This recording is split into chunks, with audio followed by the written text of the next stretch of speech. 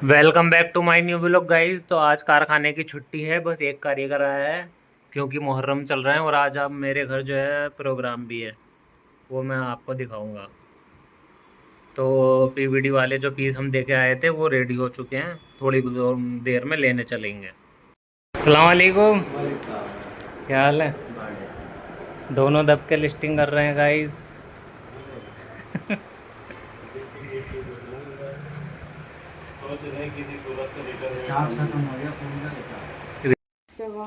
तो गाइज मैं ले आया हूँ फ्रेम पूरे 11 के 11। और ये देखो रेट लिखवा लिए मैंने, लड़ झगड़ के बोला उनसे कि यार 600 मत लगाओ, जो पुराने रेट लगाए थे वही लगा दो, तो 480 लगाएं इसके। और इन फ्यूचर के लिए मैंने 24 का भी लिखवा लिया, 24 का 280 का लगाएंगे और ये वाला 30 इंची का 480 से लगाएंगे। तो ये मेरे पास प्रूफ हो गया गाइज। तो गैस डिस्पोजल का सामान देख रहा हूँ, कुछ लाना तो नहीं है, घर पे स्टॉक था थोड़ा सा बचा हुआ, वो देख रहा हूँ। तो गाइस प्रोग्राम के लिए पानी ले लिया है और रोटी भी बोल दी हैं, 6 किलो रोटी। अब कोल्ड ड्रिंक और लेनी है बस। तो गाइस बोतलें ठंडी नहीं है, कोल्ड ड्रिंक तो ठंडी है, तो मैं इन्हें फ्रीज़र में लगा देता हूँ। तो गाइस मैंने सारी बोतल्स रख दी हैं, ये शाम तक ठंडी हो जाएंगी। अभी 5 बज रहे हैं, तो 8 बजे तक ये ठंडी हो जाएंगी। इनकी ज़रूरत 6-8 बजे पड़ेगी। और कोल्ड ड्रिंक तो ठंडी है, इनको नीचे ही रख देते हैं। कुछ कांड हो गया है गाइस जिम के आगे।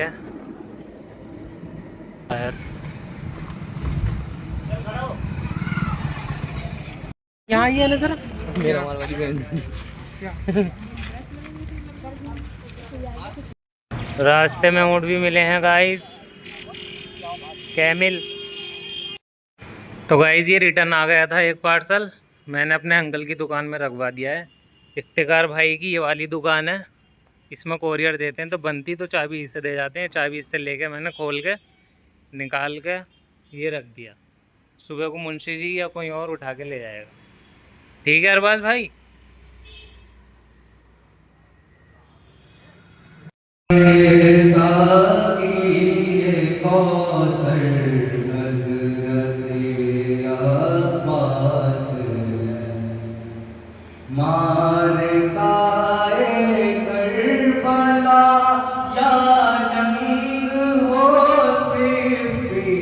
तो गाइस प्रोग्राम स्टार्ट हो चुका है, मैं ज़्यादा बोल नहीं सकता।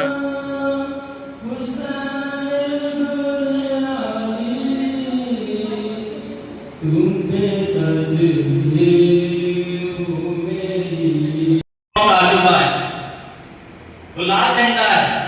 वो लाल झंडा बताता है कि ये मजलूम का खून का एहसास अभी बाकी है। और मेहंदी और आखिरी समय क्या आपको लगता है यहूदियों से जंग करके फिरौन के नहीं आएंगे? आप हमें ये समझते हैं कि फिरौन के नहीं आएंगे? उनके तो बाबा ने दरवाजा उखाड़ के फेंक दिया था। ये लाल झंडे को सफेद झंडे में तब्दील करने इमाम मेहदी अलैहिस्सलाम आएंगे। तो बात बिखरे ना, बात क्या है?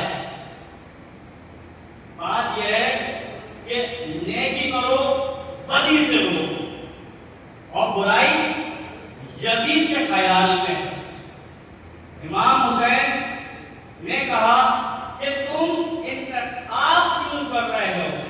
बात ये तो बात की है जी कि वो बदकार है। पहले ये बताओ, अहद तोड़ने वाला आप इस मकान को जमीन को कर देते हैं, रजिस्ट्री खरीद करते हैं, पैसे देते हैं, दोनों के फोटो लगते हैं, मुआहदा होता है, पैसे भी एक्सचेंज होते हैं।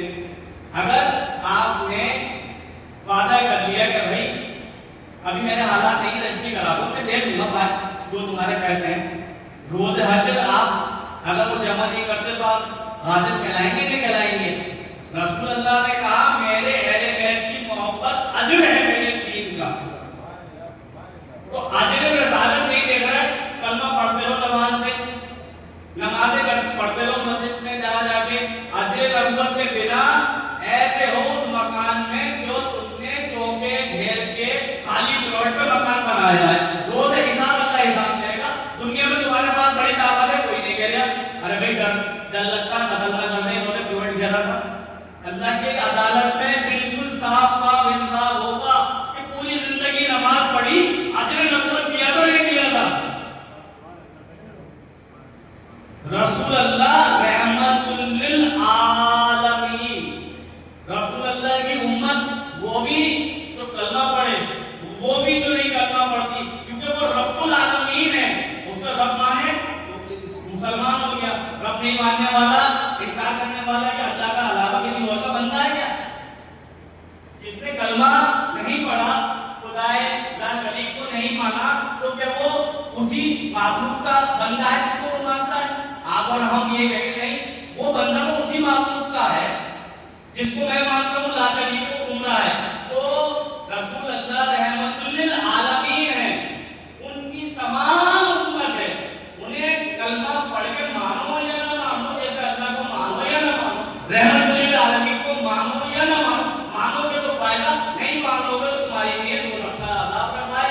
अल्लाह को मानोगे तो फायदा, नहीं मानोगे तो दोज़ख का अज़ाब रखा है।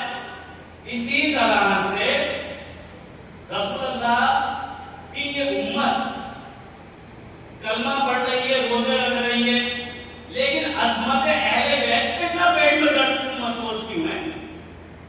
अगर शादियों में बेपर्दगी की होती है, एक ही बफे में औरत मर्द को खिलाया जाता है, कोई किसी को परेशानी नहीं, लंबे लंबे हाथ कर करके औरतें मर्दों के कंधों के ऊपर से कोने में हाथ डाल के खाना खाती है, कोई एतराज नहीं, किसी मुफ्ती साहब के पेट में दर्द नहीं, एक मैदान में खाना खाती है, नहीं खाती है औरतें और मर्द? अरे हज करने जाते हैं कि औरतों के लिए अलग से पर्दा लगा हुआ होता है खाने काबा में, क्योंकि जिस जात के पास जा रहा है वहां पर नफ्स का इम्तियाज ही नहीं है, ना कोई मर्द है ना कोई औरत है। इमाम के रोजे पे जाने वाली औरतों पे जो बहतान लगाते हैं, वो रसूल अल्लाह के 70 करोड़ों की सजा के इंतकाब के लिए तैयार रहे। बीबी आयशा सिद्दीका रज़ी अल्लाह अन्हा को जंग खंदक के बाद बहतान लगाने वाला अब्दुल्लाह इब्न उबई और 35 ऐसे उसके मुनाफिक साथी, जब कुरान में आयत आई बीबी आयशा सिद्दीका रज़ी अल्लाह अन्हा की पाक और तहारत की अल्लाह ने गवाही दी, तो रसूल अल्लाह ने मुंह पे हाथ फेरा, अल्हम्दुलिल्लाह कहा और कहा अब बुलाओ बोला बहतान लगाने वालों की तारीफ का वाक़या है, और कहा 70 और अगर 69 भी पढ़े तो जिसने एक कोड़ा का मारा मारा उसके 70 पढ़ेंगे। औरतों पे बहतान लगाते हैं। तो गाइस खाना स्टार्ट हो चुका है।